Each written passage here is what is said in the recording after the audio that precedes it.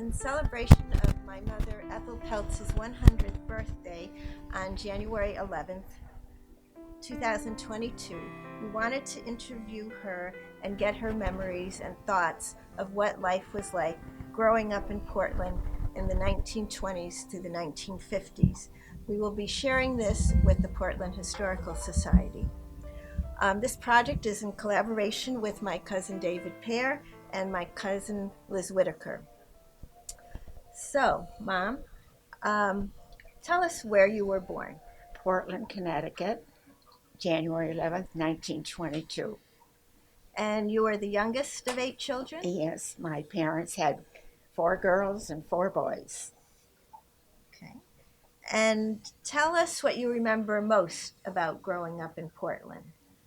It was a very happy time when all of my brothers and sisters were home. Uh, we we did many things like sliding and hiking, went to the movies every Saturday,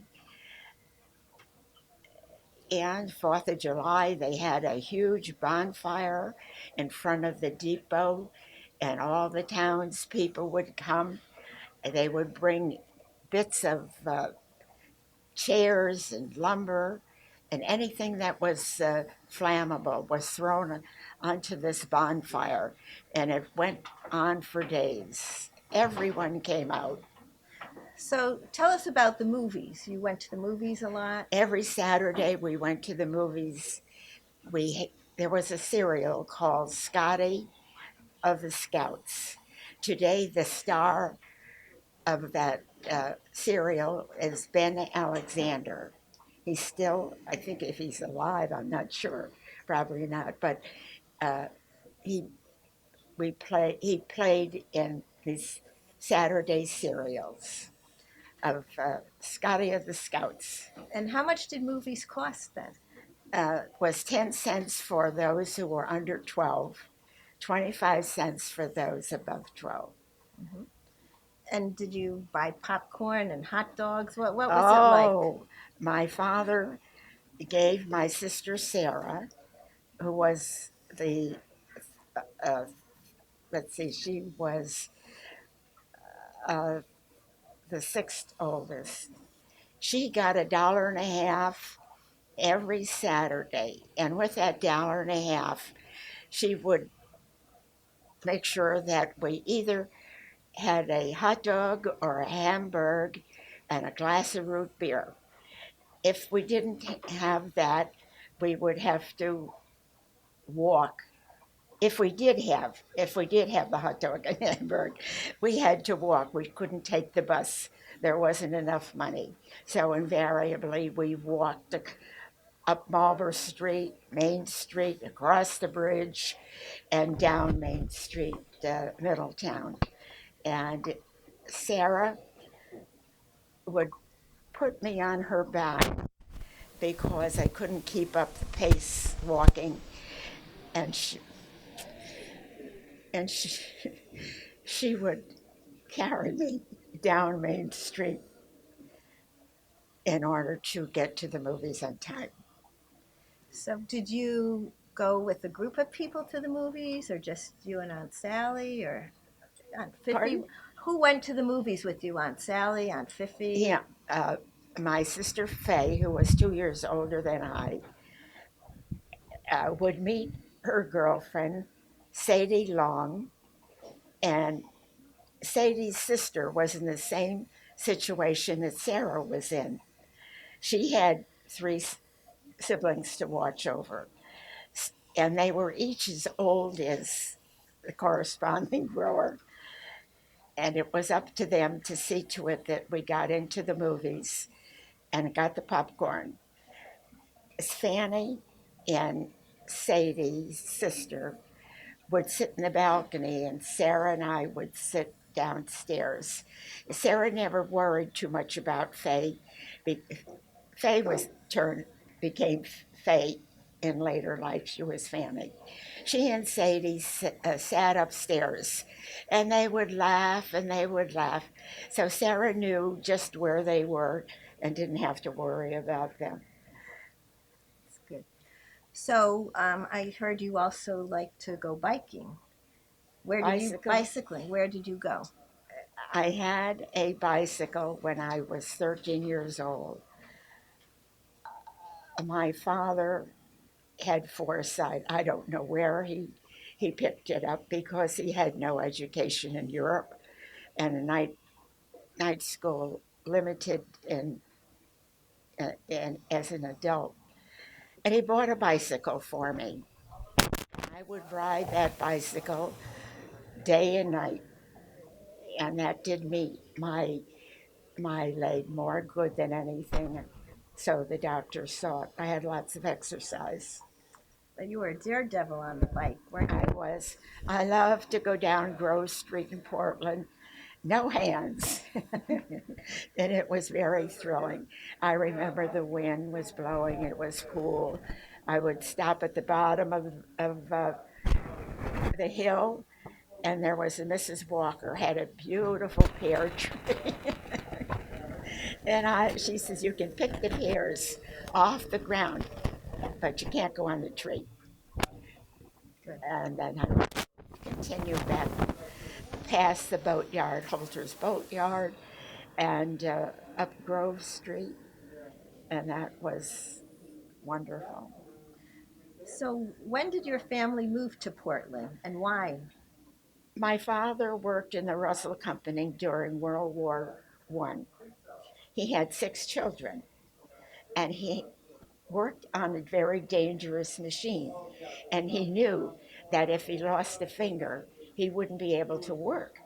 So he told his boss that he was going to leave and move to Portland because of that situation. And that was during World War One. And when did your father come to the United States and where did he come from? My father came from a small town in Romania called Durahoy. He had no money, and the family was destitute. They lived in a small area, which is called a shtetl. And I guess one day he said to his mother, I'm going to America, and when I save enough money, I will send for you and the smaller children that remained. So he walked.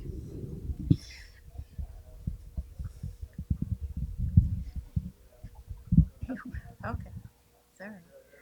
He Um, walked from his small town all the way to the port. And along the way, people would throw pennies, nickels, and dimes.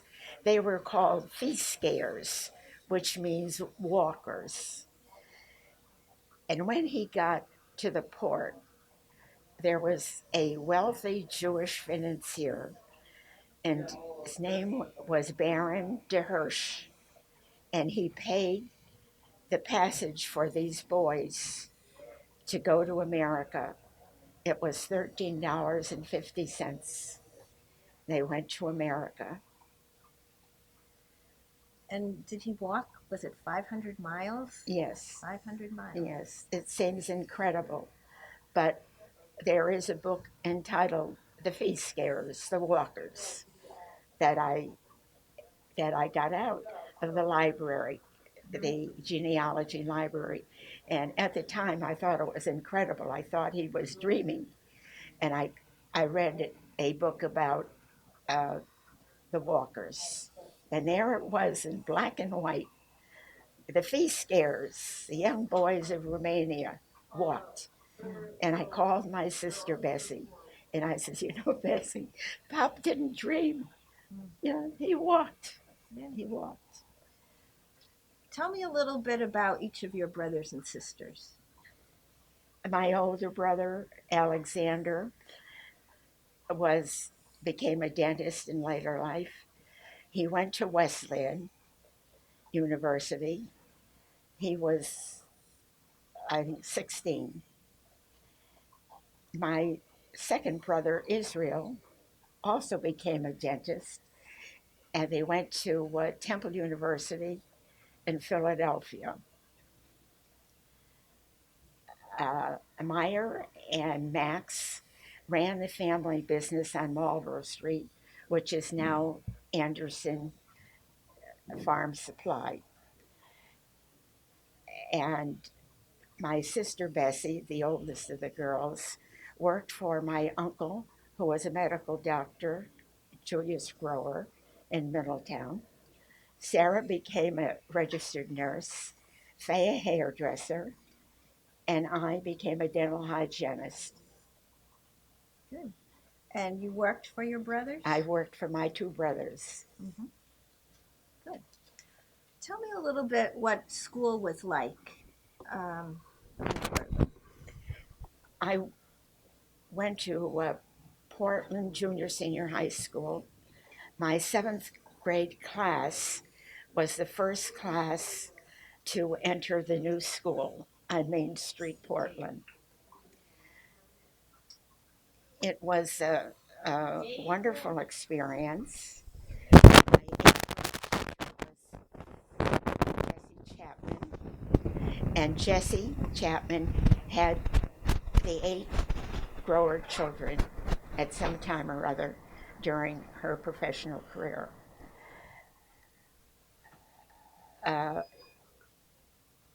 Now, what would you like to know about? Well, you went to Washington D.C. with your class? Yes, when we graduated high school. Our class went to Washington D.C. It was a wonderful experience because none of us had ever been away from home or away from our parents. Uh, and we had a very good time on the train, talking and laughing and carousing, of course. We stayed at the Commodore Hotel at that time, and we went to all places of interest, the Capitol, the White House.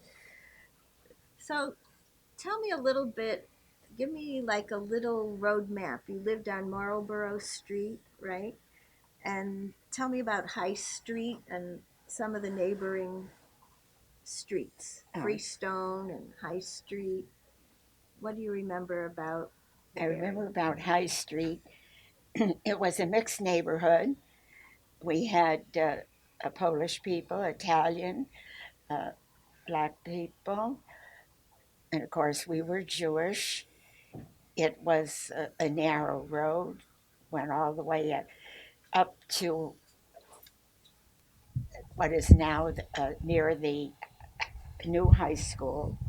And on that journey, you pass the foundry where it was called the tin shop.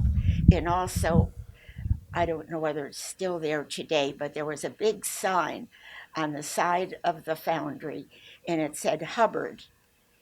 And that Hubbard family was very, very prominent in the area. Uh, they owned Hubbard Park, and Hubbard Street is named after them. Hubbard, the library in Middletown, is named after them. So they were very prominent in the area. You pass the Hubbard at Freestone Avenue and High Street, and you continue up the street. You come to what was the new high school. I think, I don't know whether it's still the new high school or not.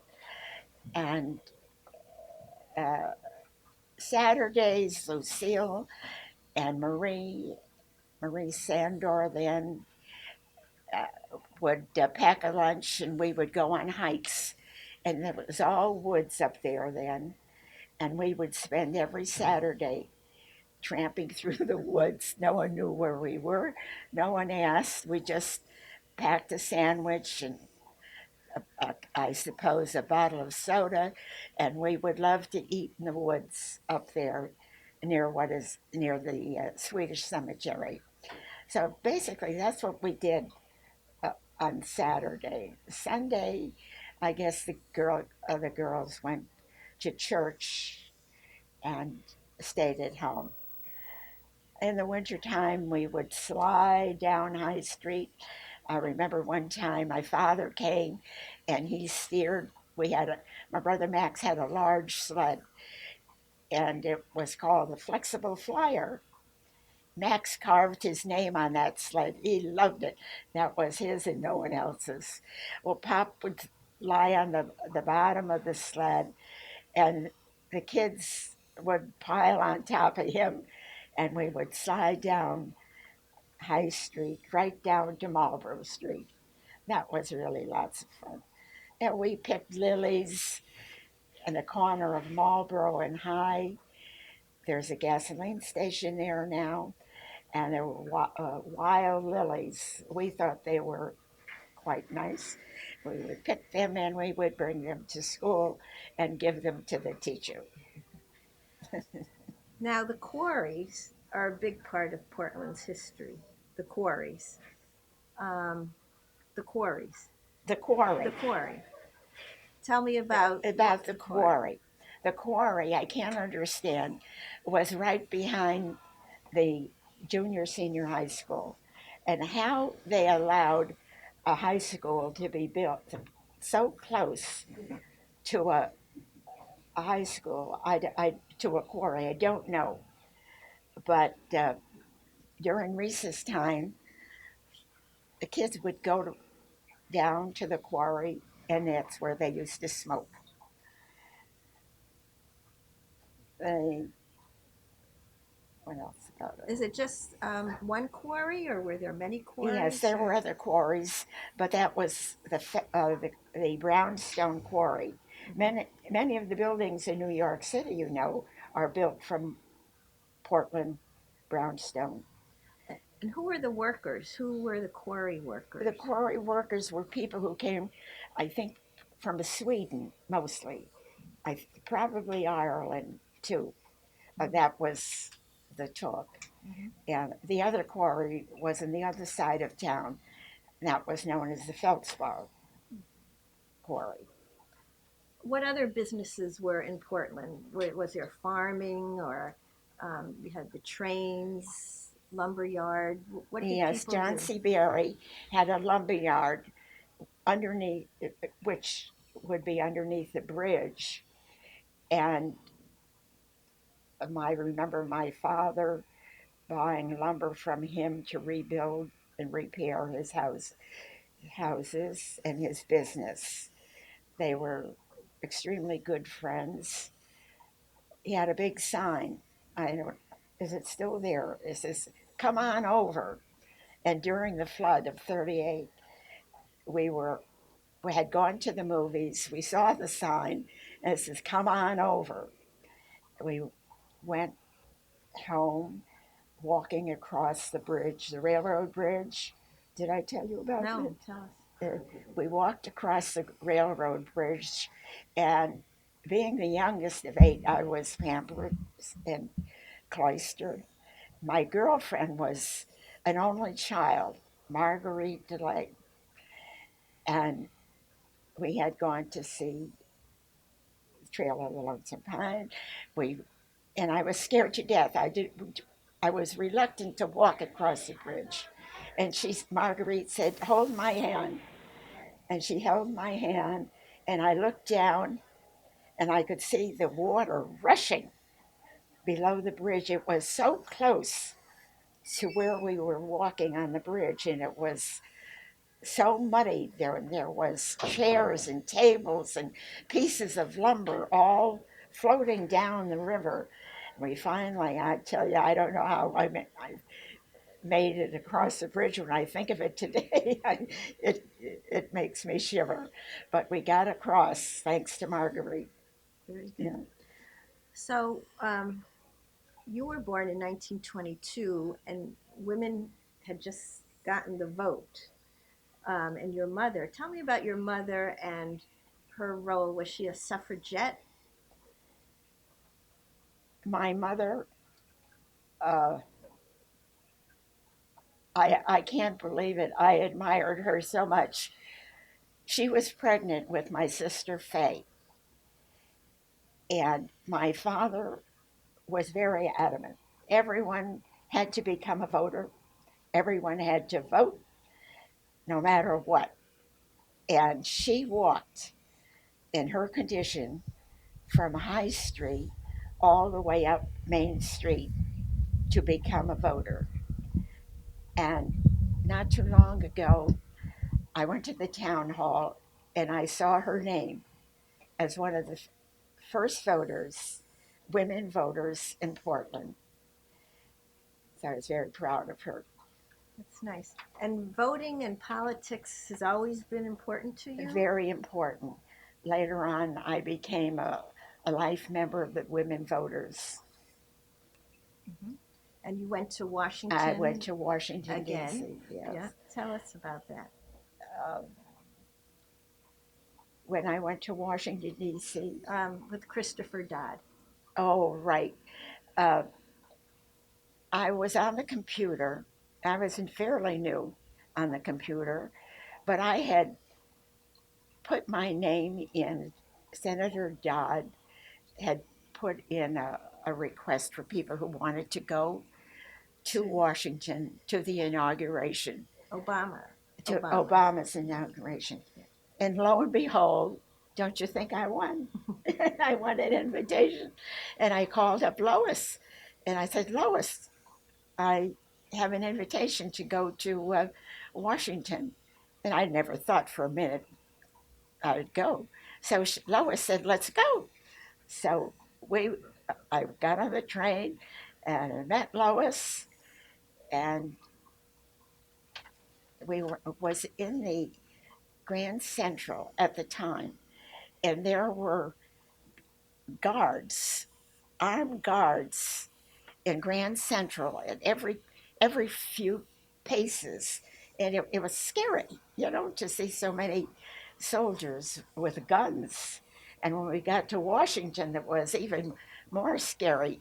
There were sharpshooters on top of the buildings, and they were pointing these guns down at us. We were lying on the street, and I'd look up at those guns and, well, this is scary as heck. So Obama went by and he waved to us. We waved back, and Biden was there. He was on the left side of the road. He crossed the road and went onto the right side. He was so jubilant. He talked to everybody. What a personality he had. And everyone was so thrilled uh, to see him do that. It was really great. And then they served us. It was very, very cold. And Lois stayed outside. She put me inside the, do you remember what? It was in Chris Dodd's office. In Chris Dodd's office, right. And Chris Dodd came out, and I had my picture taken with him. Then they served us hot chocolate and donuts. We looked out the window and we saw the people who were waiting to see the president in lines. They were all separated. And where were you, Lois? Um, they had green tickets and blue tickets, Yes, and it was a mess. You did better. You were inside where it was nice and warm. right. And then we saw uh, Obama go by, uh, saw the parade. It was a beautiful parade. He's waving to everybody as he went by. It was beautiful. Good. I'll never forget it. How did I meet Uncle Charlie? Well, it was every Saturday, Friday, Saturday, and Sunday. Moodus swelled up. There were hundreds of people who came from New York City. One popular place was Camp Wapawat in Moodus, East Haddam, and your father didn't want to go, and we tried to time coaxing him to go. So finally, we all decided, yes, we're going to Camp Wapawat. And it, we met all these kids from New York. Every weekend they came from New York City to East Haddam. There were several Jewish camps. And it was there that Uncle Charlie came over to me and asked me to dance. And that was the beginning of our courtship. So Now, that's how I now met Uncle Charlie. how did all these people from New York come up? Did they come up by train or by boat? I imagine they came by train. They were poor kids, and they probably came by filled a car up and came by auto and by train. And I never asked how they came, but I think that's how they did. Now, describe how you and Uncle Charlie first made a living did you live in Portland or did you You live in know, Middletown? when we first were married, Uncle Charlie worked in Bridgeport. Then we moved to Cromwell, and he worked in the a grocery a chain, First National, for a while. Uh, Now, was he a meat cutter there? no, no, he worked there, and then he decided he would become a meat cutter. And there was a school for meat cutting in Ohio. And I stayed with your sister, my with your mother, my sister, and your father. And I think the course was like 8 weeks. And Charlie became a meat cutter. He worked for the First National for a while. Then he went into business for himself, selling cold cuts. He bought a new truck on the GI Bill, where he was able to borrow the money, and he bought a new truck and sold meat for a while. In the meantime, were you working as a dental hygienist? Yes, I worked with my brothers. Dr. Alexander was the older. The second brother, Israel Grower, Liz's father, for a while. Now, after Uncle Alex and um, Izzy, where did you go home to start a family? Yes, I went home and I ran the family business during the war. Yeah. They both went into the service. My older brother was in Europe, and Israel went to South America, was stationed in South America. So I ran the family business during the Now, war. Uncle Max and Uncle Meyer, My four brothers were in the service. but where they? I think they were both in the Pacific, weren't they? Or And no, no? my older brother Alexander was in Europe, and Israel was in South America. Max, the youngest of the four brothers, was in the Philippines for about 6 years. And then Meyer was stationed in San Diego.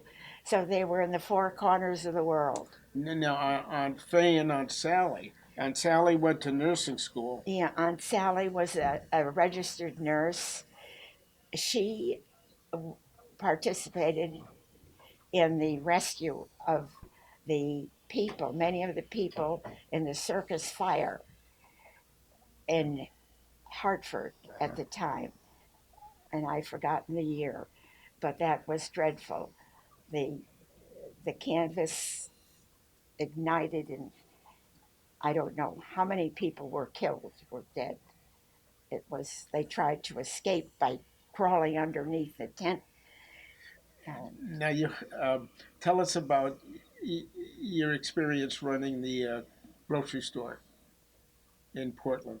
My what Your experience running the grocery store in my Portland. experience in the grocery store was was wonderful. Really, I got to know all the people around. Uh, as I said, there were a mixture. It was Polish, Italian, Jewish, just about everybody. It was nothing fancy. We had we helped each other, and we liked each other. Yes, it was good. Now, later on, as I recall, Uncle Charlie sold White Rose coffee or White Yes, Rose yes, tea. he But did, worked. Yeah, now you moved to Bridgeport. You yes, were in Bridgeport, yes. and at that time He went on the road and he sold coffee and tea. What was it? White Rose. He worked for a company called White Rose Tea and Coffee. Now. After you worked for Uncle Izzy and Uncle Alex, you started a family. I started A family. yeah, got married. Okay. Yeah, I met Charlie at Camp Wapawag, and I guess after 4 months we were married. And Max came home from the service. I gave him the keys to the store. And I said, "It's all yours, honey." And then we were married in our house, my parents' house. uh, Now, I mean, I know it's you saved enough to send Lois and Bobby to school. Lois went to, I think, Russell Sage, and Bobby went to Duke, and then the University of Miami Law School. But describe how hard it was to save and send those kids to school. Bobby uh, was a very good student, as was Lois, the two of them. They both received uh, partial scholarships. The government was extremely wonderful by helping us, and the kids worked. I worked, Charlie worked, and it wasn't difficult at all. The government, the United States government is wonderful. America is a wonderful place to live. Yes, yeah, And the kids did, they, they helped us all they could, uh-huh. and they did a great job. Now, Lois went to Vassar, not Russell Sage. I'm sorry. Barbara went to Russell's. Lois went to Vassar. Oh, and Lois Oh, went to I'm sorry. Yeah, correct. Lois went to Vassar, Okay. and Bobby went to Duke. Okay. Now, so was it tough sending both of those children to college Not and really, putting food on the not table? really, because they both worked. Okay. Lois worked for Pratt Whitney, and Bobby worked for the Hartford Courant. As he started out as a junior reporter in 7th and 8th grade, as did Lois. I'm Liz Whitaker, Liz Grower Whitaker. I'm the niece of Ethel, and my father, Israel Grower, was her older brother. And so I made this book. It has the article about Ethel's 100th birthday that was in the Middletown Press. And then I have this picture. It was your father in front of the store with his older children. And Ethel wasn't born yet.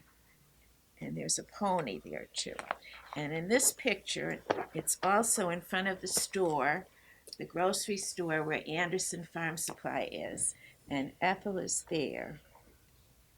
Yeah, and has all the names of all the parents, and the 4 brothers are together, and the 4 sisters on this side. And here's another picture Ethel made. She was very helpful in my genealogy project.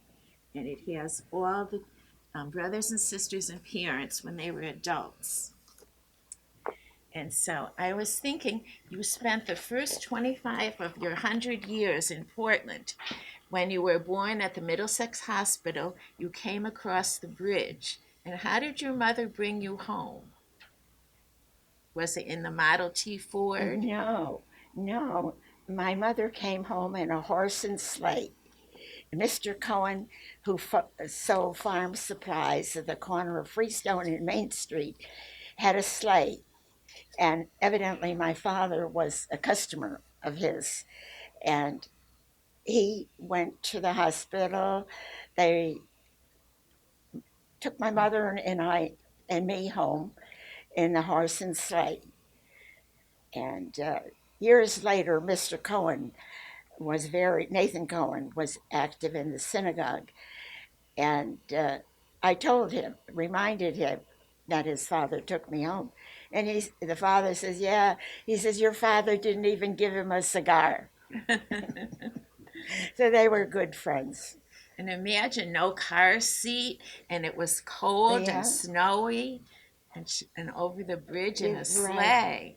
Right. And then that time when you went to the movies with Marguerite DeLay, who used to live where Farrell's restaurant is now. She lived upstairs. Yes. You walked across the railroad bridge because the Aragoni Bridge was closed because of the hurricane of 38.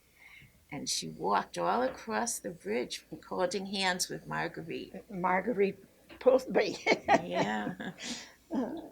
And then this lists all the women that were voted in 1920 in Portland. The Historical Society had the list, and Annie Grower is there. So she walked from her house on High Street to City Hall in 1920. And then I have this picture. This was also from the Portland Historical Society, from a calendar, and it has pictures of the store. And now that's Anderson Feed in 1950. So in 1918, he bought the store, and it also was a tavern, and it said it had lunch too. And there were two buildings. On the left was the tavern. So do you remember anything about the lunch, what they had? I think that the reason they had lunch there was that it was mandatory in order to get that type of a license. Oh. They had to serve lunch. But they probably did serve the sandwiches, but I don't remember that. But I remember the sign was where it said lunch. Yes, it's right here. Yes. I don't know if you could see. Yeah. It says grocery, tavern, and lunch. And Uncle Meyer is in this picture when the store was moved. When Route 66 was widened, the store had to be moved back. And here's a picture of the high school where you went. Now it's Brownstone Intermediate. Did you go to the Central School where my Yes. father went? That's where he went until 8th grade. Yes, right. And now it's the City Hall. Yeah. Oh, and I have some yearbook things about your two brothers. There's Uncle Alec. He was the valedictorian, and the yearbook was the Gypsy. And you can see it at the library in the flood room. And there's my father's yearbook picture. And that was 1928. And here's a picture of the corner where they lived. The house on High Street was in back of the store, so her father could look out the window from the store and see the house. And there's these two buildings, the store. Is this a barn or something next to it? Yes. Okay, what else? Oh, and here's the railroad station next to them where they had the bonfires.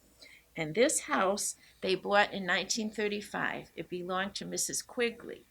And what was in the attic that you played with? In the attic, she had an old carriage. Anything she had was in pristine condition. And this carriage had an umbrella, a parasol. It was beautiful. I don't know whatever happened to that. It was a wicker baby carriage. Yeah, it was museum quality. Oh. And I don't know what happened to They it. played with it, Ethel and her sisters. And the house was built in 1870 by Mrs. Quigley's father, John Haffey. And he also sold the town the land for this railroad station, too. Oh, there's another picture of the railroad station. What else? It tells about the house. Who did you say built that house? Hassett? Haphey, John Haffey. I never heard of it. And he was the father of Mrs. Quigley. Oh, that's. And they sold it to your father in 1934. Italianate dwelling with a hip roof. It said there was a garage too, but there's no garage now. There was. And did Uncle Max have a store where Subway is now? On the side. Yeah, there's a picture of him. You know, you say there's no garage there. Can I tell the story about that? Okay. My father had a Model T, and he bought it when I was born. My brother Liz's father drove the car, and he went right through from the front to the back. And my father was so upset. About 50 years later, he said, if I didn't let my children drive my car, I'd still have it today. Oh, wow, I never knew that. Yeah. Huh? I didn't know. You didn't know? I shouldn't have told you. And then there's an article, a couple has 4 sons in service in World War II. All her 4 brothers were in the Army. The 2 dentists enlisted, and the 2 younger ones were drafted. And I guess she said they were all over the world. My father was in Brazil. Uncle Alec was in England and Belgium.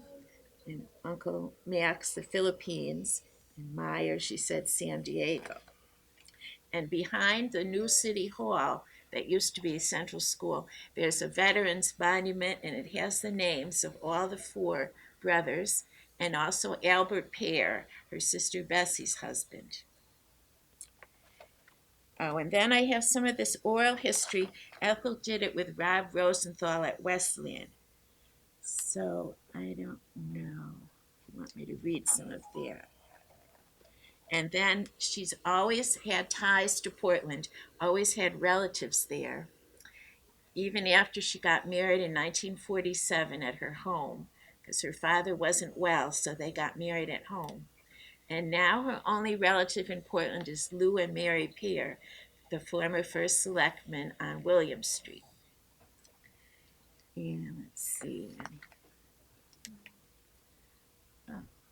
And you had polio when you were a little girl, and you were at the Newington Hospital for a year. And Uncle Meyer kidnapped you. He put her over his shoulder and took him home. Now, let's see. I don't know what else. And this book is for the Historical Society. Can I just interject for a moment? Ethel, how difficult was it for your mother and father to bring up 8 children?